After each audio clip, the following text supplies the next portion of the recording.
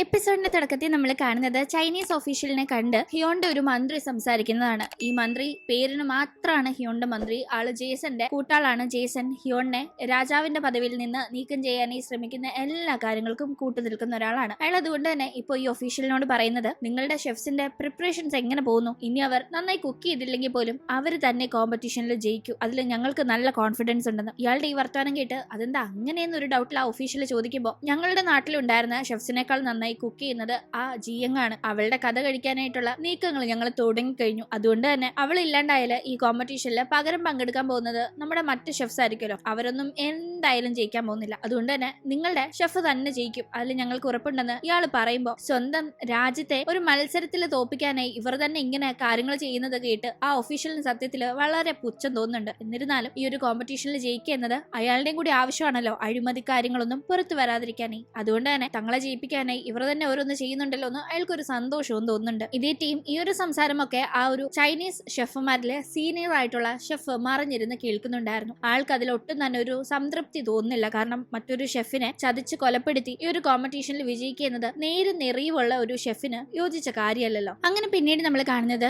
ആ രണ്ട് ഷെഫുമാര് തമ്മിലുള്ള സംസാരമാണ്. നീ എന്തിനാ ആ ഗിൽഗോനെ ഇങ്ങനെ വെജിറ്റബിൾസ് കട്ട് ചെയ്യാനായി പറഞ്ഞ് ട്രെയിനിങ് കൊടുത്ത് ടോർച്ചർ ചെയ്യുന്നത്? അതിന്റെ ആവശ്യം എന്താ? അവള് വെജിറ്റബിൾസ് കട്ട് ചെയ്ത് എന്താ, കട്ട് ചെയ്തില്ലെങ്കിൽ എന്തെന്ന് മട്ടിൽ ഈ ഷെഫ് ചോദിക്കുമ്പോൾ അതിന് പ്രോപ്പറായ ഒരു മറുപടി മറ്റേ ആ ഷെഫ് നൽകുന്നില്ല. അവള് നമ്മുടെ ടീമിലുള്ള ഒരാളല്ലേ, കട്ട് ചെയ്യാനൊക്കെ പഠിക്കട്ടെ എന്ന് പറഞ്ഞ് ഒരുമാതിരി സംസാരിക്കാണ്. ഇവരിങ്ങനെ സംസാരിച്ച് നടക്കുമ്പോഴേക്കും അവിടേക്ക് മുഖമൊക്കെ മറിച്ച ഒരാൾ എത്തുന്നുണ്ട്. അയാൾ വന്നിരിക്കുന്ന രീതി കാണുമ്പോൾ ഒരു പ്രൊഫഷണൽ കില്ലറാണ്. ഒരു പക്ഷെ മറ്റേ ഷെഫുമാരുടെ കൂടെ തങ്ങൾ മത്സരിക്കാതിരിക്കാനായി, തങ്ങളെ കൊല്ലാനായി ശത്രുക്കൾ വിട്ട ആളുകളാണെന്ന് കരുതി, അയ്യോ ഞങ്ങൾ നന്നായി കുക്ക് ചെയ്യില്ല, നിങ്ങളുടെ ഷെഫുമാരെ ഞങ്ങൾ തോപ്പിക്കില്ല, പ്ലീസ് ഞങ്ങളെ കൊല്ലില്ലെന്ന് പറഞ്ഞ് ഈ ഷെഫുമാരൊക്കെ പേടിച്ച് നിൽക്കുമ്പോഴേക്കും ഇത് നിങ്ങളുടെ രാജാവിന്റെ കൊടുത്തേക്കെന്നും പറഞ്ഞ് ഒരു കുറിപ്പ് അവരെ ഏൽപ്പിച്ച് അയാൾ അവിടെ നിന്ന് വന്നതിലും വേഗത്തിലും മടങ്ങി പോകുമ്പോൾ അയാളുടെ മുടി ഇവർ ശ്രദ്ധിക്കുന്നുണ്ട്. വെളുത്ത നല്ല പഞ്ഞി പോലത്തെ നീണ്ട മുടി. ഈ മുടി കാണുമ്പോൾ ഇത് മറ്റേ ചൈനീസ് ഷെഫില്ലേ, ആ സീനിയർ ഷെഫ്, ആളുടെ മുടി കണക്കുണ്ടല്ലോ. ഇനി ആ ഷെഫാണോ വന്നതെന്ന് ഇവർക്കൊരു ഡൗട്ട്. അല്ലെ ഇയാളിപ്പോ എന്തിനായിരിക്കും ഈ കുറിപ്പ് തന്നത്? എന്തായാലും നോക്കാന്ന് വിചാരിച്ചവർ ആ ഒരു കുറിപ്പ് എടുത്ത് നോക്കുമ്പോൾ ആ എൻവലപ്പിനകത്തുള്ളത് വെറും ഒരു വെള്ള പേപ്പറാണ്. ഇതിനകത്തൊന്നുമില്ലല്ലോ. ഇയാളെന്തിനാ ഇത് നമുക്ക് രാജാവിന് കൊടുക്കാനായി പറഞ്ഞത്? എന്തായാലും കൊടുത്തേക്കാന്ന് കരുതി അവരത് ഹിയോണിന് കൊടുക്കാനായി പോകുന്നുണ്ട്. അതായത് ഹിയോൺ ഇപ്പൊ അവിടെ ഇല്ലല്ലോ, അതുകൊണ്ട് ഹിയോണിന്റെ അസിസ്റ്റന്റിന്റെ അടുത്ത് ഏൽപ്പിക്കുന്നു. ആ അസിസ്റ്റന്റ് അത് നേരെ സാങ്ങിന്റെ കയ്യിലാണ് കൊടുക്കുന്നത്. കാരണം ഹിയോൺ ഇപ്പൊ ഇല്ലാത്തപ്പോ കാര്യങ്ങൾ നോക്കാനായി ഹിയോൺ സാങ്ങിനെയല്ലേ ഏൽപ്പിച്ചിരിക്കുന്നത്. സാങ് അങ്ങനെ ആ ഒരു എൻവലപ്പ് തുറന്ന് നോക്കുമ്പോൾ അതില് വെറും ഒരു വെള്ള പേപ്പർ. ആദ്യമൊന്നും സാങ്ങിന് മനസ്സിലായില്ലെങ്കിലും പിന്നീടാണ് എന്തെങ്കിലും രഹസ്യമായി കമ്മ്യൂണിക്കേറ്റ് ചെയ്യാനായി ഇതിൽ എഴുതിയിട്ടുണ്ടാവും എന്ന് ഡൗട്ട് വരുന്ന സാങ് മെഴുകുതിരി വെട്ടത്തിൽ അതിങ്ങനെ വെച്ച് നോക്കുമ്പോൾ അതിലുള്ള രഹസ്യ മെസ്സേജ് വായിക്കാൻ സാധിക്കുന്നുണ്ട്. ഷെഫായ ജിയങ്ങിന്റെ ജീവൻ അപകടത്തിലാണ് എന്നാണ് അതിൽ കുറിപ്പുണ്ടായിരുന്നത്. തന്റെ ഒഫീഷ്യലും ഇവിടുത്തെ മന്ത്രിയും തമ്മിൽ സംസാരിക്കുന്നത് കേട്ട ആ ഷെഫിന് അങ്ങനെ ഒന്നും കേട്ടില്ല എന്ന് വിചാരിച്ച് നിൽക്കാനായി മനസ്സ് വന്നില്ല. ആളൊരു നല്ല മനുഷ്യനാണെന്ന് ഇതേ കൂടി നമുക്ക് മനസ്സിലാവാം. എന്തായാലും ഈ ഒരു കാര്യം ഇപ്പൊ മനസ്സിലാക്കിയിരിക്കുന്ന സാങ് ആകട്ടെ വേഗം ജിയങ്ങിന്റെ ജീവൻ രക്ഷപ്പെടുത്താനായി അവിടെ നിന്ന് പുറപ്പെടുന്നു. പക്ഷെ ഇപ്പൊ പുറപ്പെട്ടാൽ, അത് ഈ രാത്രി സമയത്ത് പുറപ്പെട്ടാലും നാളെ രാവിലത്തേക്ക് ജിയങ്ങൊക്കെ ഉള്ള സ്ഥലത്തേക്ക് എത്താൻ സാധിക്കും. അപ്പൊ അതിനോടകം എന്ത് സംഭവിക്കാം എന്ന പേടിയും സാങ്ങിനാവുന്നുണ്ട്. അങ്ങനെ 3-4 സൈനികരുടെ കൂടെ സാങ് പുറപ്പെട്ടിരിക്കുന്ന ഇതേ ടീം അവിടെ ആ പ്രഷർ കുക്കറിന്റെ പണിപ്പുരയിലായിരുന്നല്ലോ. അതിന്റെ പണിയൊക്കെ രാവിലെ ആയപ്പോഴേക്കും കംപ്ലീറ്റ് ആയിരിക്കുന്നു. അത് നിർമ്മിച്ച അയാൾക്കും കൂടെ സഹായിച്ച ഗോങ്ങിനൊക്കെ ഭയങ്കര സന്തോഷം. അപ്പോഴേക്കും ഇൻഗ്രീഡിയൻസ് തേടി പോയിട്ടുണ്ടായിരുന്ന ഹിയോണും ജിയങ്ങും പടത്തലവനും മടങ്ങിയെത്തിയിട്ടുണ്ട്. അങ്ങനെ അവര് ഒരു കാര്യം കണ്ട് വളരെ ഹാപ്പി ആകുമ്പോഴേക്കും ജിയങ്ങിനെ കൊല്ലാനായി ജേസൺ പറഞ്ഞു വിട്ട ആളുകൾ അവരുള്ള സ്ഥലത്ത് എത്തിയിരുന്നു. മോഡേൺ കാലഘട്ടത്തിലെ പ്രഷർ കുക്കർ ഈ ഏൻഷ്യൻ വേൾഡില് ഉണ്ടാക്കിയെടുക്കാൻ പറ്റിയ സന്തോഷം, ആ ഒരു ആവശ്യം നടക്കുമോ എന്നറിയാത്ത ആ ഒരു സാഹചര്യത്തിൽ നിന്ന് അതിപ്പോ റിയാലിറ്റിയിലേക്ക് വന്നിരിക്കുന്നു. കോമ്പറ്റീഷൻ ഉപയോഗിക്കുന്ന ആ ഒരു എക്സൈറ്റ്മെന്റിൽ അതൊക്കെ ജിയങ്ങ് നോക്കിയിരിക്കുന്ന ടീം ആക്രമിക്കാൻ എത്തിയവർ ആ ഒരു പണിക്കാരന്റെ വീടിന് നേരെ അടുക്കുന്നു. ഈ ഒരു ടീം അയാളാകട്ടെ മുന്നേ കതക് തുറന്ന് അകത്ത് കയറി ഹിയോണിനൊക്കെ നേരെ ഒരു ട്രാപ്പ് സെറ്റ് ചെയ്തിരുന്നല്ലോ. അതേ കണക്ക് ട്രാപ്പ് ആ മെയിൻ ഡോർ തുറക്കാതെ തന്നെ അയാളുടെ വീടിന്റെ പല പരിസരങ്ങളിലും സെറ്റ് ചെയ്തിരുന്നു, ആളുകൾ അങ്ങോട്ടേക്ക് എത്തുന്നത് മനസ്സിലാക്കാനേ. ഇപ്പൊ ആ ട്രാപ്പുകൾ ഓരോന്നായി അവിടെ പ്രവർത്തിക്കുമ്പോൾ, അതായത് അത് സിഗ്നൽ കൊടുക്കുന്നുണ്ട് ഇങ്ങനെ ആരോ എത്തുന്നുണ്ടെന്ന്. അത് കാണുന്ന അയാൾക്ക് ആരോ വീടിന് നേരെ വരുന്നു എന്ന് മനസ്സിലാവുന്നു. അയാളുടെ വീടും പണിശാലയെല്ലാം ഒരേ സ്ഥലത്ത് തന്നെയാണല്ലോ. പക്ഷെ ഒരു ട്രാപ്പല്ല, പല ട്രാപ്പുകൾ അവിടെ ചലിക്കുമ്പോൾ ഒരാളല്ല ഒരുപാട് പേർ വീടിനെ സമീപിക്കുന്നു എന്ന് മനസ്സിലാക്കുന്ന അയാൾ ഹിയോണിനൊക്കെ അത് അറിയിക്കുമ്പോഴേക്കും ഹിയോണൊക്കെ പാനിക് ആവുന്നുണ്ട്. പെട്ടെന്ന് ഇങ്ങനെ ഒരു ആക്രമണം നടക്കാൻ പോകുന്നത് പ്രതീക്ഷിക്കുന്നില്ലല്ലോ. ഈ സമയം പടത്തലവൻ എന്റെ ജീവൻ പോയാലും രാജാവിനെ പ്രൊട്ടക്ട് ചെയ്യുന്ന അവിടെ നിന്ന് പ്രതിജ്ഞ എടുക്കുമ്പോഴേക്കും അത് കേൾക്കുന്ന അയാൾക്ക് അപ്പോഴാണ് ആക്ച്വലി ഹിയോൺ ഒരു രാജാവാണെന്നത് മനസ്സിലായത്. ഹിയോൺ കറക്റ്റ് ആ ഒരു നാടിന്റെ രാജാവാണെന്നത് അറിയില്ലായിരുന്നു. കാരണം രാജാവിനെ അങ്ങനെ എല്ലാ ജനങ്ങളും വ്യക്തമായി കണ്ടിട്ടില്ല. പക്ഷെ ഹിയോൺ രാജാവിന്റെ നിർദ്ദേശപ്രകാരം തന്നെ കൊണ്ട് ഇത് ചെയ്യിക്കാനായി വന്ന ഏതോ ഒരു രാജാവുമായി അടുത്തുള്ള ഒഫീഷ്യൽ ആണെയാണ് അയാൾ ആദ്യമേ ഹിയോണിനോട് ദേഷ്യം കാണിച്ചത്. ഇപ്പോ ഇത് തന്റെ രാജാവാണ്, രാജാവ് തന്നോട് ഒരു കാര്യം ആവശ്യപ്പെടാൻ വന്ന ഈ ഒരു സമയം അദ്ദേഹം ഇവിടെ വെച്ച് ആക്രമിക്കപ്പെടരുത് എന്ന ഒരു പൗരബോധം ഉണ്ടാവുന്ന അയാൾ കയ്യിലുണ്ടായിരുന്ന ആയുധങ്ങളെല്ലാം അവിടേക്ക് വേഗം എടുക്കുന്നുണ്ട്. ആദ്യം തന്നെ അവർ യൂസ് ചെയ്യുന്നത്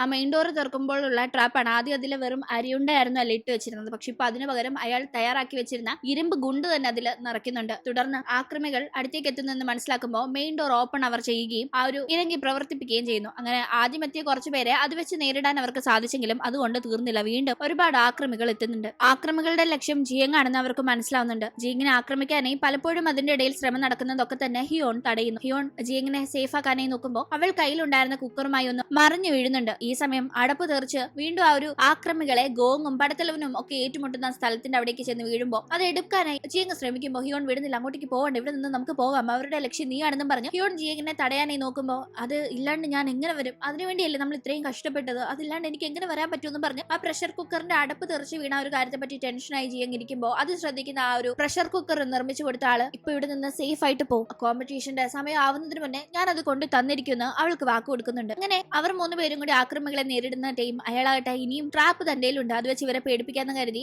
ആ രീതിയിൽ മര്യാദയ്ക്ക് ഇവിടെ നിന്ന് നിങ്ങൾ പോയില്ലെങ്കിൽ അമ്പെല്ലാം നിങ്ങളെ ജീവൻ എടുക്കുന്നതായിരിക്കും എന്നും പറഞ്ഞ് പേടിപ്പിക്കുമ്പോൾ അവർ അവിടെ നിന്ന് ഓടുന്നുണ്ട്. ഓടാൻ പ്രധാനപ്പെട്ട മറ്റൊരു കാര്യം ജിയങ്ങൊന്നും അവിടെ ഇല്ലല്ലോ, അപ്പൊ പോയാൽ അവരുടെ പുറകിനെ പോകാമെന്ന രീതിക്കാണ്. അങ്ങനെ ജിയങ്ങും ഹിയോണും പോകുന്ന സ്ഥലത്തേക്ക് ഗോങ്ങും പടത്തലവനും എത്തുന്നു. ഇവരെ ഫോളോ ചെയ്തെത്തുന്ന ബാക്കി ആക്രമികളെ നേരിടാനായി പടത്തലവൻ അവരെ വിട്ടിട്ട് അവരെ അവിടെ നിന്ന് നേരിടുന്ന ടീം മുന്നോട്ട് ജിയങ്ങും ഹിയോണും ഒക്കെ പോകുന്നുണ്ടെങ്കിലും വീണ്ടും ആക്രമികൾ എത്തുമ്പോൾ അവരെ നേരിടാനായി ഗോങ്ങാകട്ടെ മുന്നോട്ട് പോകാനായി ജിയങ്ങിനോടും ഹിയോണിനോടും പറയുന്നു. അങ്ങനെ ഈ ആക്രമികളെ നേരിടാനായി പല വഴിക്ക് ഇവർ പിരിയുന്നുണ്ടെങ്കിലും ജിയങ്ങും ഹിയോണും ഒന്നിച്ചോടുന്ന അതേ സ്ഥലത്തേക്ക് തന്നെ വീണ്ടും ആക്രമികൾ എത്തുന്നുണ്ട്. ജിയങ്ങിനെ ഒരു പോറൽ പോലും ഏൽപ്പിക്കാതെ ഹിയോൺ പറ്റുന്ന പോലെ പ്രൊട്ടക്ട് ചെയ്യാനായി നോക്കുന്നുണ്ട്. ഈ സമയം ഇവരെക്കാൾ കൂടുതൽ എണ്ണത്തിൽ ആ ആക്രമികൾ ഉണ്ടായിരുന്നതുകൊണ്ട് അവർ വളഞ്ഞിട്ട് ആക്രമിക്കാനായി വരുമ്പോഴേക്കും ഭാഗ്യത്തിന് ആരോ ആ ആക്രമിയെ അമ്പെയ്യുന്നുണ്ട്. ഈ ടീമാണ് ഹിയോൺ അങ്ങോട്ടേക്ക് എത്തുന്ന സാങ്ങിനെയും കൂടെ ഉണ്ടായിരുന്ന പടയാളികളെയും കാണുന്നത്. എന്തായാലും അവർ തക്ക സമയത്ത് എത്തിയതുകൊണ്ട് തന്നെ ഇവിടെ ജിയങ്ങിനെയും ഹിയോണിനെയും ഒരു ആപത്ത് പോലും ഇല്ലാണ്ട് രക്ഷപ്പെടുത്താനായി സാധിക്കുന്നു. എല്ലാ ആക്രമികളെയും കൊന്ന് ഒരാളെ മാത്രം അവശേഷിപ്പിച്ച് ഹിയോൺ ആകട്ടെ അയാളോട്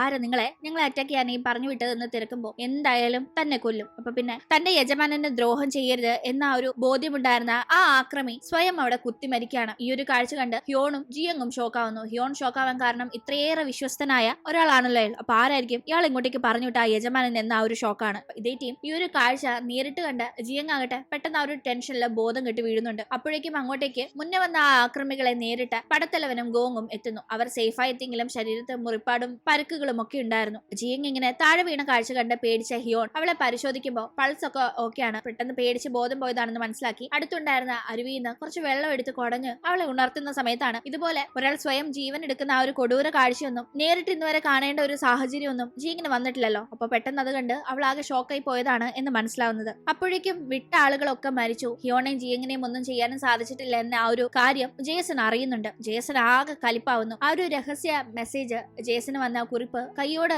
കത്തിച്ചു കളയുന്നു. കാരണം ഇത് ഇവിടെ കാണാൻ കിടന്ന് താനാണ് ഇതിന് പിന്നിലെന്ന് കണ്ടുപിടിക്കരുതെന്ന രീതിക്ക്. ആ സമയത്തൊക്കെ തന്നെ തന്റെ പരിശ്രമങ്ങളൊക്കെ പാഴായി പോയതിന്റെ ദേഷ്യവും സങ്കടവും ജേസൺ ഉണ്ടായിരുന്നെങ്കിലും അതിലേറെ ഇനിയും എന്തെങ്കിലും ചെയ്ത് ആ ഒരു കോമ്പറ്റീഷനിൽ നിന്ന് എങ്ങനെയും ഹിയോണിനെയും ജിയങ്ങിനെയും തോൽപ്പിക്കണം എന്ന ഒരു ലക്ഷ്യം മാത്രമാണ് അയാളുടെ മനസ്സിലുള്ളത്. അങ്ങനെ പിന്നീട് നമ്മൾ കാണുന്നത് കോമ്പറ്റീഷൻ ദിവസമാണ്. എല്ലാ തയ്യാറെടുപ്പുകളും നടന്നിരിക്കുന്നു, എല്ലാവരും ഹാജരായിരിക്കുന്നു. ഹിയോണും ജിയങ്ങും മാത്രമാണ് അവിടെ ഇല്ലാത്തത്. ചൈനീസ് ഒഫീഷ്യൽ ആവട്ടെ എവിടെ നിങ്ങളുടെ രാജാവ്, എവിടെ നിങ്ങളുടെ കോമ്പറ്റീഷനിൽ മത്സരിക്കാൻ പോകുന്ന ഷെഫ്, എന്താ അവർ പേടിച്ചോടിയോ? കോമ്പറ്റീഷന്റെ സമയമായിട്ടും അവര് വരാതിരുന്നാല് ഞങ്ങൾ ജയിച്ചു എന്ന് തന്നെ പ്രഖ്യാപിക്കും. ഞങ്ങളെ അവർക്ക് അത്രയും പേടിയാണോന്നൊക്കെ ഇവരെ നാണം കെടുത്തുന്ന രീതിയിൽ സംസാരിക്കുമ്പോൾ ഹിയോൺ ജയിക്കണം, ജിയങ് ജയിക്കണം, നമ്മുടെ രാജ്യമാണ് അതിലൂടെ ജയിക്കാൻ പോകുന്നത് എന്ന ബോധം ഉണ്ടായിരുന്ന കുറച്ച് പേര് ഇത് കേട്ട് ആകെ അപ്സെറ്റ് ആവുന്നുണ്ട്. അങ്ങനെയൊന്നുമല്ല, അവരിപ്പോ വരും, ഒരു ആവശ്യത്തിന് പുറത്ത് പോയതാണെന്നൊക്കെ പറഞ്ഞ് സംസാരിക്കുന്നു. പക്ഷെ ഹിയോണിനെ തോൽപ്പിക്കണം എന്ന ലക്ഷ്യത്തിൽ അവിടെ ഇത് കണ്ടിരിക്കുന്ന കുറെ പേര് വളരെ ഹാപ്പി ആയിരിക്കാണ്. അവർ വരില്ല. ഹിയോണിനെ ആ ഒരു കാര്യം പറഞ്ഞ് എത്രയും പെട്ടെന്ന് രാജപദവിയിൽ നിന്ന് പുറത്താക്കാന്നൊക്കെ അവർ മനക്കോട്ട കിട്ടുന്നു. ഇതേ ടീം കൊട്ടാരത്തിലേക്ക് യാത്ര പുറപ്പെട്ടിട്ടുണ്ടായിരുന്നു. ഹിയോണും ജിയങ്ങും ഒക്കെ തന്നെ. ജിയങ്ങിനെ കുതിരപ്പുറത്തിരുത്തി ഹിയോൺ അങ്ങനെ വേഗം കൂട്ടിക്കൊണ്ടു പോകുമ്പോൾ അവൾക്കാകട്ടെ ഈ കുതിരപ്പുറത്തെ സവാരി ഒന്നും തന്നെ അത്ര പരിചിതമില്ലാത്ത കാര്യമാണ്. അതുകൊണ്ട് തന്നെ നല്ല ബുദ്ധിമുട്ടുണ്ടെങ്കിലും അത് സഹിച്ച് എങ്ങനെയെങ്കിലും കൊട്ടാരത്തിൽ എത്തണം, കോമ്പറ്റീഷനിൽ പങ്കെടുക്കണം. അത് ഈ രാജ്യത്തിന്റെ അഭിമാന പ്രശ്നമല്ല, എത്ര പേരാണ് തങ്ങളുടെ വരവും കാത്ത് അവിടെ ഇരിക്കുന്നതെന്നൊക്കെ ആ ഒരു ടെൻഷനായിരുന്നു ഉണ്ടായിരുന്നത്. പക്ഷെ അപ്പോഴേക്കും കൊട്ടാരത്തിൽ വീണ്ടും അവർ ഇതുവരെ എത്തിയില്ലല്ലോ. അതുകൊണ്ട് മത്സരം ഞങ്ങൾ ജയിച്ചു എന്ന് തന്നെ പ്രഖ്യാപിക്കാന്നൊക്കെ പറഞ്ഞ് ആ ചൈനീസ് ഒഫീഷ്യലും ഒപ്പം തന്നെ ഹിയോണിന്റെ കുറച്ച് മന്ത്രിമാരും ശരി അവർ ജയിച്ചു എന്ന് പ്രഖ്യാപിക്കാവുന്ന രീതിക്ക് ചർച്ച ചെയ്യുമ്പോഴേക്കും ആ ചൈനീസ് ചീഫ് ഷെഫ് ആകട്ടെ അതിൽ ഇടപെടുന്നുണ്ട്. വേണ്ട, നമ്മൾ എന്തായാലും ഇത്രയും വെയിറ്റ് ചെയ്തില്ലേ, കുറച്ചു നേരം കൂടി വെയിറ്റ് ചെയ്യാം, അവർ എത്തട്ടെ, മത്സരിച്ച് തന്നെ ഇതിന്റെ വിജയിയെ തീരുമാനിച്ചാൽ മതി, അല്ലാതെ ചുമ്മാ വിജയിക്കുക എന്ന കാര്യം ഓർക്കുമ്പോൾ തന്നെ അതിലൊരു സംതൃപ്തിയില്ല, മത്സരിച്ച് വിജയിക്കണം, അത് മതിയെന്ന് അവിടെ പറയുന്നുണ്ട്. ഇദ്ദേഹം വളരെ നല്ല ഒരു ഷെഫ് മാത്രമല്ല വളരെ നല്ലൊരു മനുഷ്യനും കൂടിയാണ്. ജിയങ്ങിനെ കൊല്ലുക എന്നതാണ് തന്റെ ഒഫീഷ്യലിന്റെ ലക്ഷ്യം എന്ന് അറിഞ്ഞപ്പോൾ പോലും അത് നടക്കരുതെന്ന് കരുതി അതിലൊരു തടസ്സം സൃഷ്ടിക്കാനായി ശ്രമിച്ച ആളാണല്ലോ അദ്ദേഹം. ഇദ്ദേഹത്തിന്റെ നിർദ്ദേശപ്രകാരമാണല്ലോ സാങ് ഒക്കെ പുറപ്പെട്ടു പോയതും. ഇപ്പോഴും അദ്ദേഹം വളരെ നേരെന്നറിയുള്ള ഒരു സ്റ്റാൻഡ് തന്നെയാണ് എടുക്കുന്നത്. എന്തായാലും അപ്പോഴേക്കും ഹ്യോണും ജിയങ്ങും ഒക്കെ തന്നെ കൊട്ടാരത്തിലേക്ക് എത്തിച്ചേരുന്നു. അങ്ങനെ മത്സരം സ്റ്റാർട്ട് ചെയ്യുന്നു. ഈ ഒരു ടീം കുക്കിങ്ങിന് വേണ്ടിയുള്ള കട്ടിങ്ങും കാര്യങ്ങളൊക്കെ ചെയ്യുന്ന ജിയങ്ങിന് സത്യത്തിൽ കൈയൊക്കെ നല്ല ബുദ്ധിമുട്ട് അനുഭവപ്പെടുന്നുണ്ട്. കൈയൊക്കെ മുറിഞ്ഞിരിക്കാനുള്ള മുന്നേ നടന്ന പ്രശ്നങ്ങളിൽ. എന്നിരുന്നാലും മത്സരത്തിൽ വിജയിക്കണമെന്ന ഒരൊറ്റ ലക്ഷ്യത്തിനു വേണ്ടി പരിശ്രമിച്ചുകൊണ്ടിരിക്കുന്ന ഈ ഒരു സമയത്ത് ഓപ്പോസിറ്റ് അതേ റൗണ്ടിൽ ജിയങ്ങുമായി ഏറ്റുമുട്ടുന്നത് ആ ലേഡി ഷെഫാണ്. പുള്ളിക്കാരി ഭയങ്കര കൂളായി അവിടെ സ്റ്റാർട്ട് ചെയ്തിട്ടുണ്ടായിരുന്നു. ഈ സമയത്താണ് ജിയങ്ങിനെ കൂടെയുള്ള ഒരു സ്റ്റാഫ് ആ ഒരു ഞെട്ടിക്കുന്ന വാർത്ത അറിയിക്കുന്നത്. ഇവർ കളക്ട് ചെയ്ത് വെച്ചിരുന്ന മുളക് പൊടി ഉണ്ടല്ലോ, ജിയങ് തന്നെ പോയി മില്ലിൽ പോയി പൊടിച്ചെടുത്ത് കൊണ്ടുവന്ന ആ മുളക് പൊടി അതിപ്പോ മിസ്സിംഗ് ആയിരിക്കുന്നു. അത് എവിടെ പോയി ഇന്ന് ആർക്കും ഒരു പിടുത്തവും ഇല്ല. ഇത് കേട്ട് ജിയങ്ങിന് ആകെ ടെൻഷൻ ആവുന്നുണ്ട്. കാരണം അത് അവളുടെ ഐറ്റത്തിലൊക്കെ ഒരു സ്പെഷ്യൽ ഇൻഗ്രീഡിയന്റ് ആയി ജിയങ് കഷ്ടപ്പെട്ട് എടുത്ത് വെച്ചിരുന്നതായിരുന്നു. ആ കാലഘട്ടത്തിലെ മുളക് പൊടിയുടെ ഉപയോഗമൊന്നും അത്ര സുപരിചിതമൊന്നും അല്ല ആളുകൾക്ക്. അതുകൊണ്ട് തന്നെ പെട്ടെന്ന് അതിപ്പോ സംഘടിപ്പിക്കാനും പറ്റില്ല. അതുകൊണ്ട് എന്ത് ചെയ്യുമെന്ന് ആലോചിക്കുമ്പോഴേക്കും ശരി, ഡിഷ് ഒന്ന് മാറ്റാം, മറ്റൊരു ഡിഷിലേക്ക് വേഗം ചേഞ്ച് ആവാന്ന് അവൾ തീരുമാനിക്കുന്നു. ഈ കാര്യം കൂടുതലുള്ളവരെ അറിയിക്കുമ്പോൾ അതെങ്ങനെ നടക്കും? നമ്മൾ ഇത്രയും ദിവസം പ്രിപ്പയർ ചെയ്ത് പഠിച്ച ആ ഒരു ഡിഷ് തന്നെ നന്നായി ഈ ഒരു ടെൻഷൻ പിടിച്ച സമയത്ത് തയ്യാറാക്കുക എന്നത് തന്നെ ഒരു വലിയ പണിയാണ്. ആ സമയത്ത് നമ്മൾ പ്ലാൻ ചെയ്തത് അപ്പാടെ മാറ്റി മറ്റൊരു ഡിഷ് ഉണ്ടാക്കുക എന്നത് എങ്ങനെ പോസിബിൾ ആണെന്നെല്ലാം അവർ ഡിസ്കസ് ചെയ്യുമ്പോൾ സാഹചര്യത്തിനനുസരിച്ച് നമ്മൾ തീരുമാനം എടുത്തേ പറ്റൂ. ഇപ്പോ ഇതാണ് റൈറ്റ് ഡിസിഷൻ എന്ന് പറഞ്ഞ് ജിയങ് അങ്ങനെ തീരുമാനിച്ച് അവളുടെ മനസ്സിൽ അവൾ കാൽക്കുലേറ്റ് ചെയ്ത ഒരു പ്രത്യേക ഡിഷിലേക്ക് അങ്ങനെ അവർ സ്വിച്ച് ചെയ്യുന്നുണ്ട്. അങ്ങനെ ഇവരിവിടെ കൺഫ്യൂഷനിൽ എന്തൊക്കെയോ ചെയ്തുകൊണ്ടിരിക്കുന്ന കണക്ക് കണ്ടിരിക്കുന്നവർക്കൊക്കെ തോന്നുമ്പോൾ ഇവരെന്തേ കാണിക്കുന്നത്, ഇവരെന്തായാലും തോക്കുന്ന മറ്റുള്ള അവിടെ പിറുപിറുപ്പ് നടക്കുന്നുണ്ട്. ചൈനീസ് ഷെഫുമാരുടെ ആ ഒരു ഫുഡിന്റെ ടേസ്റ്റ് ഒന്നും ഇവിടുത്തെ മന്ത്രിമാർക്കൊന്നും അറിയില്ലെങ്കിലും അവരുടെ ആ ഒരു സ്റ്റൈല് കണ്ടില്ല, കുക്ക് ചെയ്യുന്ന രീതി കണ്ടില്ല എന്നൊക്കെ അവരെ പൂഴ്ത്തി സംസാരിക്കുകയും ചെയ്യുന്നു. എന്തായാലും നിങ്ങൾ തോക്കുക തന്നെ ചെയ്യും. അപ്പൊ എന്റെ ഡിമാൻഡ്സ് ഒക്കെ അംഗീകരിക്കാനായി ഇപ്പോഴേ റെഡി ആയിക്കുമെന്ന് ആ ചൈനീസ് ഒഫീഷ്യൽ ഹ്യോണിനെ ആ ഒരു ടീം ഡീമോട്ടിവേറ്റ് ചെയ്ത് സംസാരിക്കുമ്പോൾ എനിക്ക് അങ്ങനെ ഒരു ചിന്തയില്ല, എന്റെ ഷെഫിൽ എനിക്ക് നല്ല കോൺഫിഡൻസ് ഉണ്ട്, അതുകൊണ്ട് എനിക്ക് അങ്ങനെ ഒരു പേടിയില്ല എന്ന് തന്നെ ഹ്യോൺ മറുപടി പറയുന്നു. എന്തായാലും ചുറ്റിനും നടക്കുന്ന ഈ പലവിധ സംസാരങ്ങളിൽ ഒന്നും ചെവി കൊടുക്കാതെ തന്റെ ജോലിയിൽ തന്നെ കോൺസെൻട്രേറ്റ് ചെയ്തിരിക്കുകയായിരുന്നു ജിയങ് ആ സമയം. ഇതേ ടീം ആ ഒരു ലേഡി ഷെഫ് പോക്കറ്റിൽ നിന്ന് ഒരു പൗച്ച് എടുത്ത് അതിലെ ആ ഒരു ഇൻഗ്രീഡിയന്റ് തയ്യാറാക്കിയിരുന്ന ഫുഡിലേക്ക് മിക്സ് ചെയ്യുമ്പോൾ അവിടെ ഉണ്ടായിരുന്നവരുടെ ഒക്കെ മൂക്ക് തുളയ്ക്കുന്ന ഒരു വ്യത്യസ്ത വാസന വരുന്നുണ്ട്. അവർക്കൊന്നും ഇത് എന്തിന്റെ മണമാണെന്ന് മനസ്സിലായില്ലെങ്കിലും അതേ സ്മെല്ല് എടുക്കുന്ന ജിയങ്ങിന് മനസ്സിലാവുന്നുണ്ട്. ഇത് താൻ നിർമ്മിച്ചു വെച്ച തന്റെ കയ്യിൽ നിന്ന് മിസ്സായ അതേ ചില്ലി പൗഡർ ആണ് എന്ന ഒരു കാര്യം. തന്റെ ചില്ലി പൗഡർ എങ്ങനെ ഇവർക്ക് കിട്ടിയെന്ന് അവൾക്ക് അറിയില്ല. പക്ഷെ എന്നിരുന്നാലും ഇപ്പൊ അതിനെപ്പറ്റി ആലോചിച്ച് തല ഉപയോഗിക്കാതെ തന്റെ ഡിഷിൽ തന്നെ കോൺസെൻട്രേറ്റ് ചെയ്യുന്ന ജിയങ് അങ്ങനെ സമയത്ത് തന്നെ പ്രിപ്പറേഷൻ അവസാനിപ്പിക്കുന്നു. തുടർന്ന് രണ്ടുപേരും വേണ്ട രീതിയിൽ അത് പ്ലേറ്റ് ഒക്കെ ചെയ്ത് ജഡ്ജ് ചെയ്യാനെ ഇരിക്കുന്നവരുടെ മുന്നിൽ പ്രസന്റ് ചെയ്യുന്നുണ്ട്. അങ്ങനെ അവർ രണ്ടുപേരും ആദ്യം ടേസ്റ്റ് ചെയ്യുന്നത് ആരുടെ ഡിഷാണ്, എന്താണ് ജിയങ്ങിന്റെ ഡിഷിനെ പറ്റിയും മറ്റു ഷെഫിന്റെ ഡിഷിനെ പറ്റിയുമുള്ള അവരുടെ അഭിപ്രായം എന്തായിരിക്കും, ഈ ഫസ്റ്റ് റൗണ്ടിന്റെ റിസൾട്ട്, ജിയങ്ങിന്റെ സീക്രട്ട് ഇൻഗ്രീഡിയന്റ് അവർ അടിച്ചു മാറ്റി അതിന്റെ ഒരു അഡ്വാൻറ്റേജ് അവർക്ക് കിട്ടുമോ, ജിയങ് ഇതിൽ ഫെയിൽ ആവോ എന്നൊക്കെ നമുക്ക് അടുത്ത എപ്പിസോഡിലൂടെ കാണാം. ഇന്നത്തെ വീഡിയോ ഇഷ്ടമായാൽ മറക്കാതെ ലൈക്ക് ചെയ്തും ഷെയർ ചെയ്തും സബ്സ്ക്രൈബ് ചെയ്തും സപ്പോർട്ട് ചെയ്യണേ. ഇപ്പോൾ വീണ്ടും പുതിയൊരു എപ്പിസോഡുമായി കണ്ടുമുട്ടും വരെ ബൈ.